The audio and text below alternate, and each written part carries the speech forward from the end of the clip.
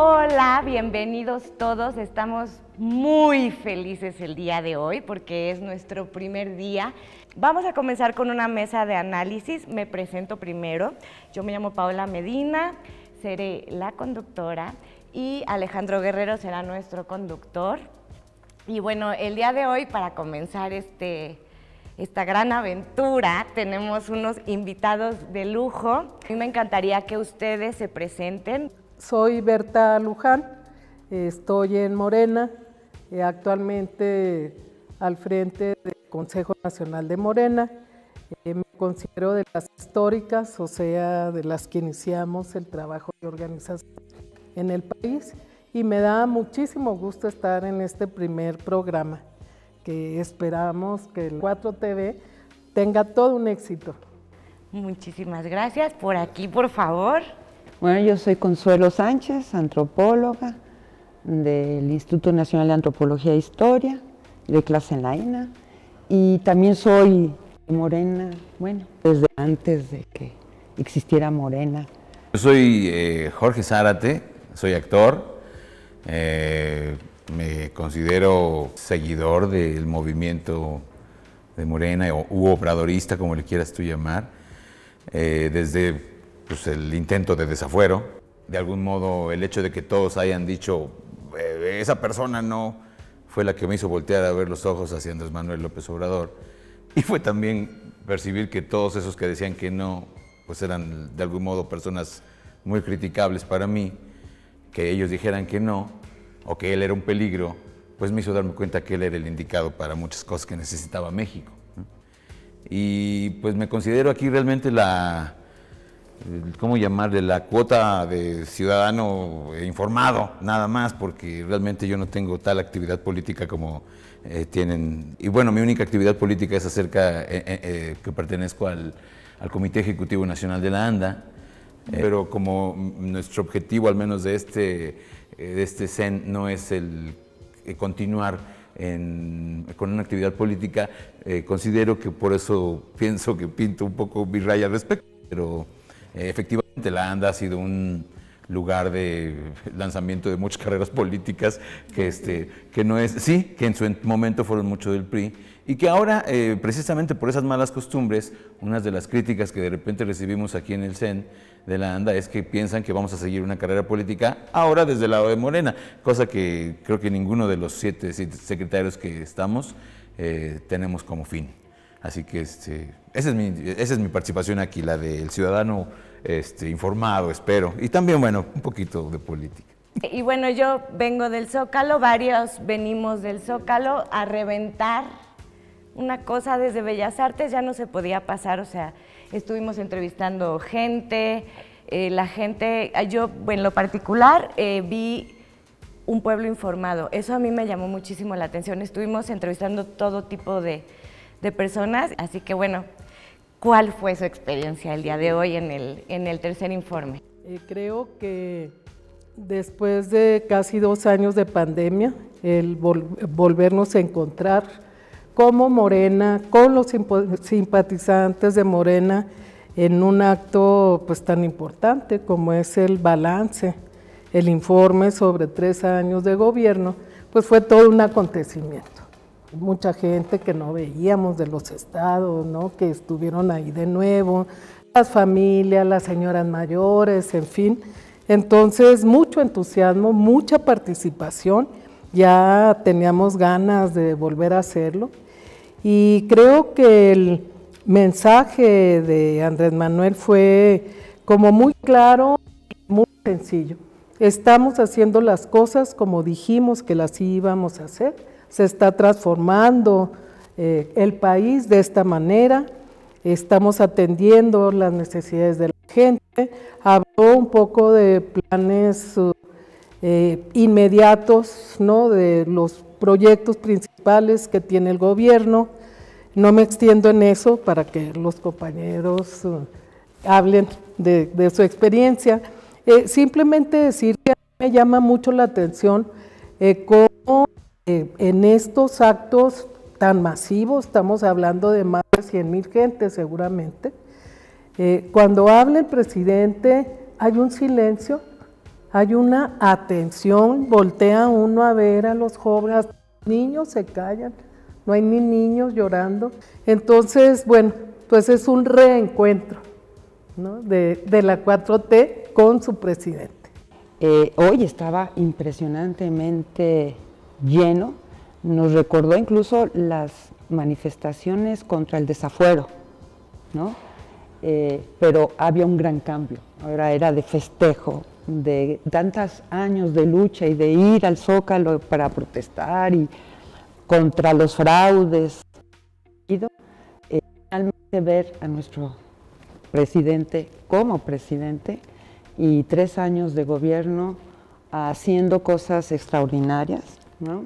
De combate a la corrupción, del uso de los recursos, todo para el beneficio de la inmensa mayoría de la población, de los más pobres, como es lo que está haciendo el presidente, primero los pobres, por el bien de todos, primero los pobres, que fue lo que tanto se aplaudió hoy precisamente en el Zócalo cuando dijo eso.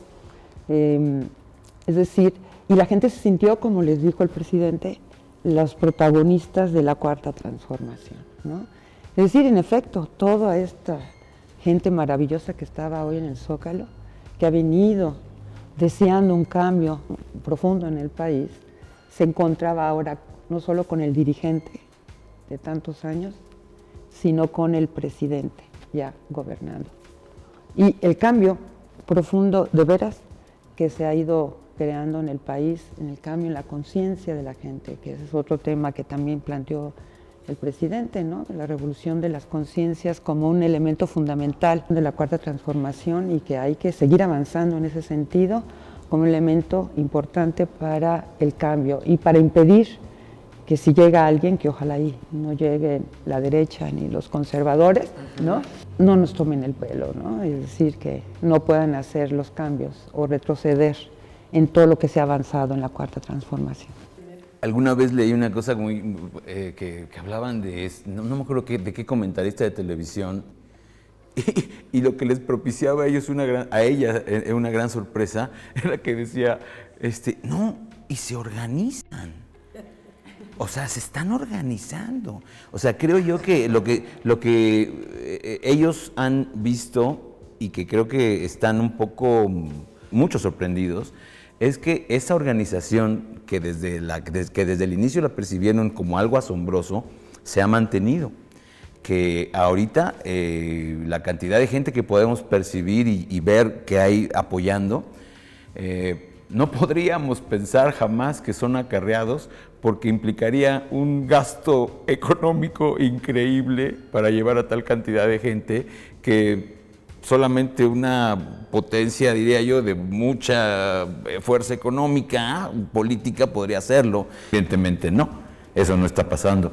Creo yo que la fuerza que ha agarrado ante tal posición que hay de confrontarnos para decir, eso no está sucediendo, ustedes están mal, ustedes están locos, ustedes están siendo fanáticos, la respuesta a eso es esta demostración de unión, de congregación en un momento que además todos, desde hacía mucho tiempo, se estaba pidiendo o sugiriendo reunirnos como demostración de músculo, de poder tal cual, sí lo habían pensado así en un momento.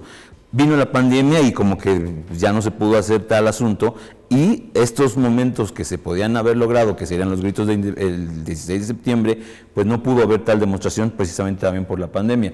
Creo yo que el pueblo, tal cual, está respondiendo de una manera muy orgánica y muy bonita a esa ninguneo, digámoslo así, de parte de cierto sector de los medios o de cierto sector de la sociedad, que sí te dicen, no está pasando eso, estás siendo un fanático, estás mal.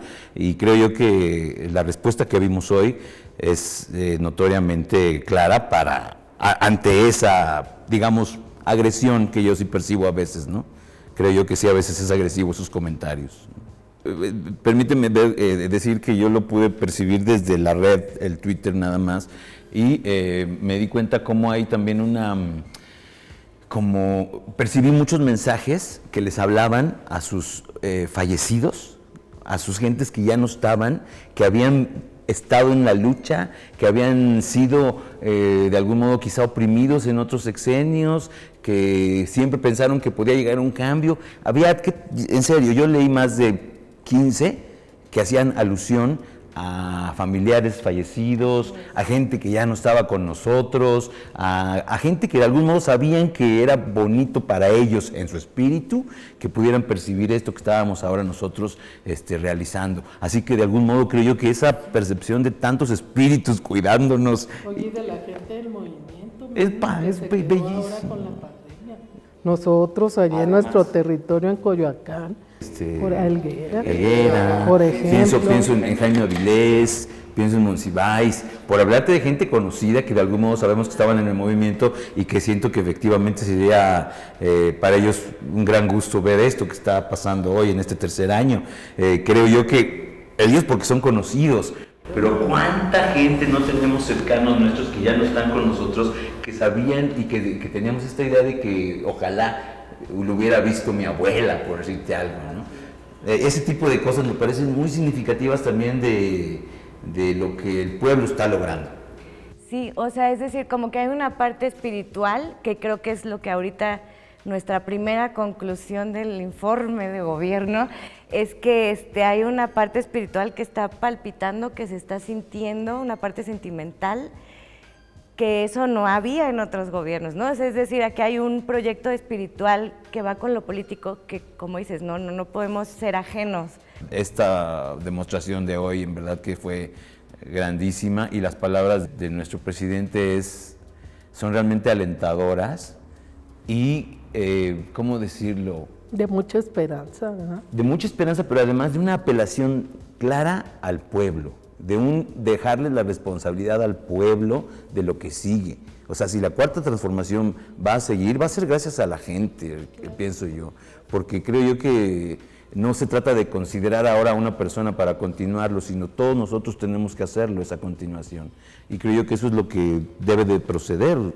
Aunque dejó también muy claro él de que se estaban haciendo cosas que son muy difíciles de revertir. Decía, o sea, estamos cambiando de fondo no solo leyes, sino prácticas, formas de hacer política, proyectos, que aunque cambiar el gobierno va a ser muy difícil revertir. Claro, se vio en la Ciudad de México, cuando gobernó Andrés Manuel, del 2000 al 2005 y luego el licenciado Encinas en el 6, se quedaron políticas ya establecidas que quien llegara muy difícilmente las podría borrar del mapa. Por ejemplo, la política social, el apoyo a los adultos mayores, el apoyo a discapacitados, la inversión en salud y en educación. Bueno, son cambios por los cuales la gente indudablemente que va a luchar si se los quieren quitar. Y estas políticas que se armaron en ese gobierno a principios del 2000, allí están, allí siguen. Yo creo que a eso se refería Andrés Manuel cuando dice va a ser muy difícil que echen atrás varias de las cosas y de los proyectos que hemos logrado. Un punto que dijo interesante el presidente fue sobre la izquierda. No hay que cizaguear, no hay que desdibujarse como izquierda. Eso es importantísimo, retenerlo y mantener una perspectiva de izquierda y no desdibujarnos. Eso me pareció extraordinario, ¿no? Y también ir avanzando en todas estas políticas como la del desafuero, precisamente, ¿no? Del referéndum sobre el desafuero, que son prácticas que hay que hacerlas habituales, ¿no? Es decir, que la revocación del mandato y muchas otras medidas de participación del pueblo, de la sociedad, en la toma de decisiones políticas del país. Es importante ir avanzando en estos temas, por eso es importante la participación. ¿Y cuáles consideran ustedes que serían los avances más importantes en estos 3 años? Hay muchísimo que se ha logrado, ¿no? Pero para mí el más significativo es ese lugar en el cual ahora esa figura presidencial puede ser hasta revocada. cosa que siempre había habido esa posibilidad, pero nunca se había ejercido de una manera correcta en el mecanismo democrático indicado. Ahora estamos ante ello. Oiga, pero ¿qué le parece en términos de logro o de logros la forma como se comunica el presidente con la gente a través de los medios de comunicación, armando la agenda diaria en las mañaneras? O sea, las mañaneras empezaron el primer día de gobierno de Andrés Manuel en 2000, ¿no? Él ponía la agenda de los medios a las 6, 7 de la mañana y lo sigue haciendo. Entonces les da mucho coraje, pues porque es un espacio que no cuesta, que no le cuesta al gobierno, no tiene que estar invirtiendo los millones. Ahí se ve pluralidad, se pregunta lo que se quiere, en fin, pero además a él le permite estarle comunicando a la gente lo que se hace, por qué se hace, ¿sí? Y las dificultades que hay para poder avanzar. Creo que ese es un gran logro, ¿verdad? Porque es una comunicación que pensaría uno obligada, pues sí, nada más que pensemos en los gobiernos anteriores, priistas, panistas, ¿quién hizo algo parecido? Ni siquiera de una conferencia de prensa a la semana. Él está todos los días, de lunes a viernes, en la mañanera, y sábado y domingo que sale a revisar proyectos y demás, sigue en contacto con los medios. Sí, y es una manera también de ir haciendo conciencia, no solamente está informando del quehacer político, del quehacer público, sino aclarando cada acto que hace, dónde está la corrupción. Nos hemos ido enterando de toda la corrupción espantosa que había en los gobiernos anteriores, cómo eran, cuáles eran los mecanismos de la corrupción y el trabajo que está haciendo para ir acabando la corrupción y todas las políticas sociales que se están llevando a cabo. Yo creo que eso ha ayudado muchísimo a la toma de conciencia que está tomando gran parte del país, ¿no? Es decir, es una especie de formación política también. Está el presidente no solo informando sobre el quehacer público, político, sino también formando políticamente. ¿Qué es lo que está pasando en el país? ¿Qué pasó en el país? ¿No? Y también siempre recordar, no olvidarnos de nuestro pasado, recurrir permanentemente al pasado, es parte también de la formación política, ¿no? Y recuperar la memoria, porque los neoliberales lo menos que querían era que recordáramos, ¿no? Es decir, querían borrar todo de la memoria, y eso es típico de los neoliberales, porque si vamos al pasado vamos a ver que estamos mal, o a qué se debe que estamos mal, ¿no? O por qué podemos cambiar, etcétera. Entonces, el recurrir siempre a la historia del presidente es muy importante, y siempre también la idea de que estamos rompiendo con este continuum neoliberal que venimos desde el porfirismo, ¿no? Y ahora el neoporfirismo. Este continuo es la idea de que con la cuarta estamos rompiendo con esta continuidad de superexplotación de la población, que es siempre una minoría, una élite, la que siempre se beneficia de todas las políticas que se tomaban en este país, ¿no? Entonces la idea de que no, hay una ruptura, estamos iniciando realmente algo nuevo, y a partir de hoy queremos que siempre todas las políticas sean en beneficio de la inmensa mayoría que siempre fueron excluidas, marginadas, ¿no? Ignoradas, en fin, y todo el combate también a todas estas posiciones también de las élites, de los que siempre se han beneficiado, clasistas, actitudes clasistas, racistas, ¿no? Ir también acabando con estas actitudes que sí ha ido la gente lo ha asumido, ¿no? Incluso llama mucho la atención. Lo importante del entre esta, vamos a decir, colusión que se había dado entre poder económico y poder político. Desde que llega Andrés Manuel y dice no al proyecto del aeropuerto en Texcoco, porque es un foco de corrupción, porque es un proyecto de pocos oligarcas, pero que le va a costar a la nación muchísimo. Es importantísimo este rompimiento con el poder económico, o sea, recuperar la soberanía del Estado, el poder del Estado para gobernar para las mayorías y no para los ricos de siempre. Pues es, algo totalmente histórico en el sentido que usted lo está planteando, ¿no? O sea, es una historia nueva, un nuevo México. Los proyectos que he estado impulsando en esta materia son interesantísimos. Bueno, está el proyecto estrella de Sembrando Vida, ¿no? Por ejemplo, todo lo de los transgénicos, que no se va a sembrar transgénicos, que se suspende todo el fracking. Su intervención y su informe fue hablar precisamente de todas las medidas que ha ido adoptando en relación con este tema ambiental. Entonces, ¿cuáles serían los retos que ustedes consideran que a partir de ahora, que a mitad del camino, cuáles son los retos más fuertes que tenemos como proyecto de nación?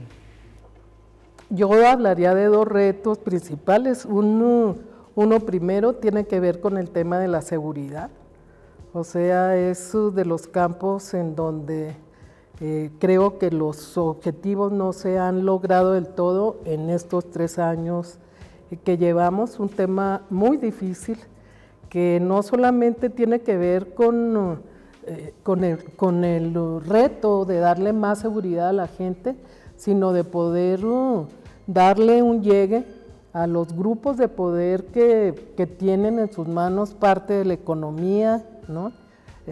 Llamémoslo de lavado de dinero, los recursos que vienen de ahí y que están metidos en la economía nacional, cómo lograr que el tema de seguridad sea una prioridad no solo para el gobierno federal, sino para los gobiernos locales también en una misma estrategia.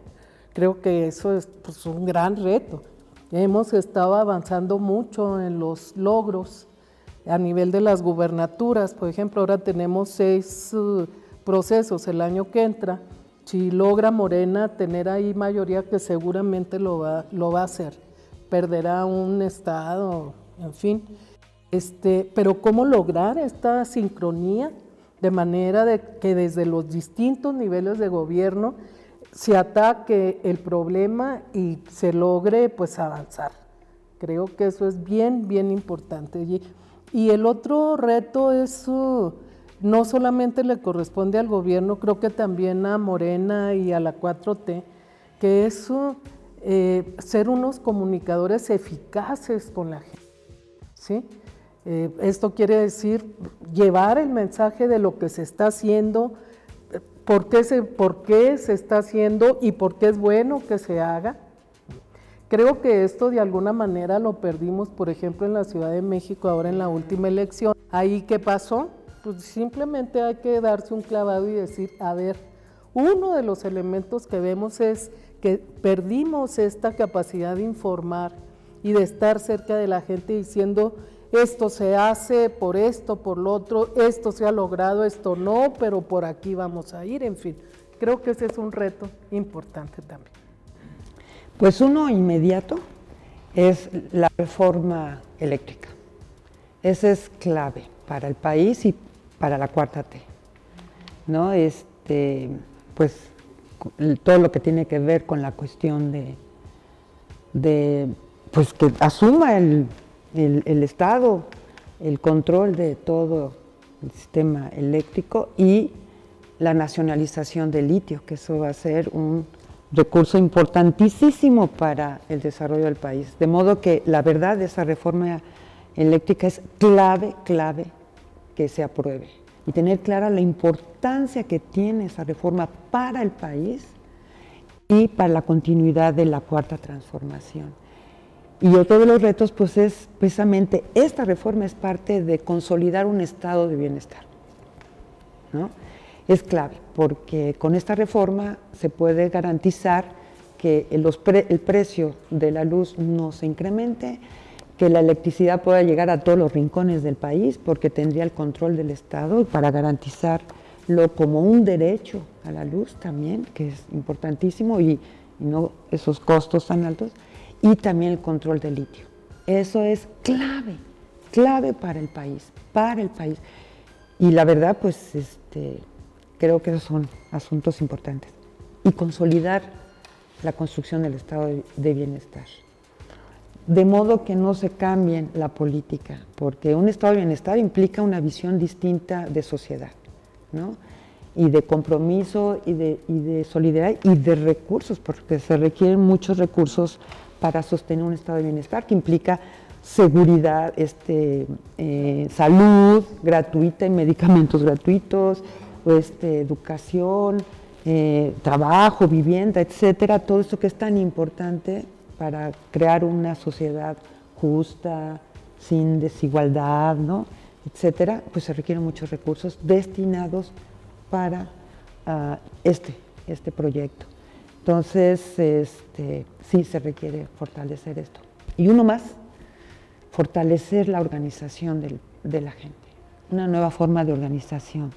Podemos hablar de que ahí está el partido movimiento. ¿Cómo ven a esta generación y el relevo también generacional de quienes estuvieron hoy en la plaza? Pues yo vi muchos jóvenes, la verdad, o los quise ver.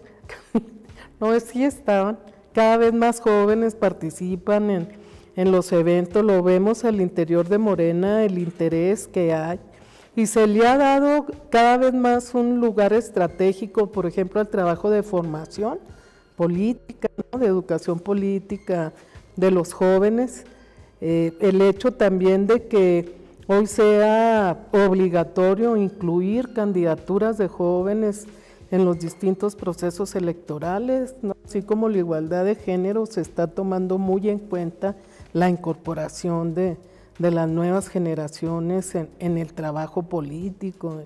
Nosotros decimos mucho en Morena, ustedes los jóvenes son presentes, pero sobre todo son el futuro. O sea, si ustedes no se forman en el modelo de la cuarta transformación del nuevo México, que empieza hoy, pero que hay que consolidar al futuro, pues no va a tener futuro la 4T, ¿verdad? Entre otras cosas decíamos, pues nosotros los adultos que estamos ahí, pues ¿qué nos quedarán? 10, 15, tocamos madera, 40 años, 20 años de vida y por tanto 3, 4 procesos políticos más en el mejor de los casos, pero ustedes que tienen 20, 25 años, tienen 50 años por delante, cuántos procesos, cuántas acciones.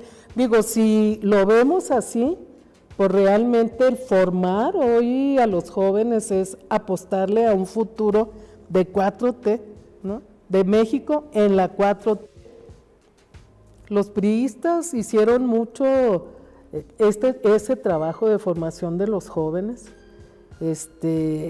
claro, en su proyecto y en su sistema, pero vean todas las décadas que gobernaron y siempre tuvieron cuadros importantes de su partido, formados en su partido, para continuar con el sistema político que nos impusieron durante 5 décadas o más, ¿no? Bueno, tú dices una cosa muy importante para la continuidad. Sí. El partido. ¿Qué onda con el partido? ¿No? Que no deje de ser movimiento. Pero ahí está un reto para la 4T, el partido. Por eso sí es otra preocupación, ¿no? Es clave lo vemos en América Latina, ¿no? En todos los proyectos.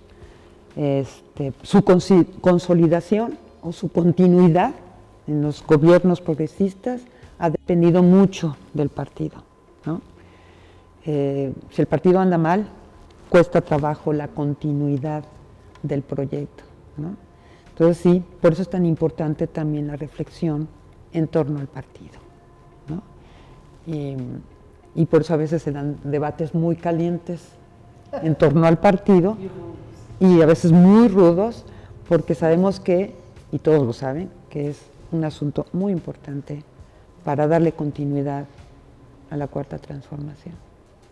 Muy bien, muchas gracias. Y bueno, por último, a mí me gustaría mucho preguntarles, ya que estamos lanzándonos como la 4TV, un medio libre, ¿Qué importancia de los medios de comunicación libres como este tienen? ¿Cuál es su opinión al respecto? Creo que en un momento al inicio de esta conversación se habló de ese lugar en el cual es importantísimo un canal de comunicación para, yo sí creo que en este caso los jóvenes también, y también creo yo que para toda la ciudadanía, pues, o sea, yo veo que estamos muy ávidos de ese lugar en el cual confiar. No hay un solo lugar que nos dé tal, al menos yo me nutro de varios medios para poder sentir que más o menos me creo una visión de lo que espero que esté pasando verdaderamente, porque eso es lo que creo yo que tenemos que estar muy atentos. Ellos le están tirando mucho a decir que esto está nada más siendo mentira, porque está nada más palabra contra palabra, pero evidentemente ese lugar de esta nueva manera de gobernar, en la cual también el ciudadano necesita de esos lugares de información, y creo yo que la 4TV en este caso pues es un lugar más para nutrirse para poder lograr esa visión, ¿no? Que si digo, para poder saber qué están pensando ellos, para poder ver qué están diciendo. Es un nutrimento muy, muy vacío, diría yo, porque lo otro sí es verdad que a la hora de confrontar, darte cuenta de que sí hay una verdad de este lado. Entonces, eso es algo muy importante. Esa es la importancia de la 4TV, un medio más que de algún modo son los de este lado. Y me gustaría también decir que ejercer el pensamiento que ahora nosotros somos lo hegemónico, diría yo. Entonces, creo yo que eso es muy importante, darnos cuenta que esto que ahora estamos queriendo ofrecer, pues es lo que de algún modo, desde otras perspectivas, desde unas lecturas sociológicas, pues les llaman el pensamiento hegemónico. Y ahora lo somos, usémoslo, disfrutémoslo. Si queremos mantener la hegemonía, ¿no? Y que estas ideas se conviertan en sentido común, ¿no? En la población. Es decir, más debate, más discusión sobre distintos campos. También nos vamos a constituir como un país pluriétnico, ¿no? Plurinacional, un Estado plurinacional y de bienestar.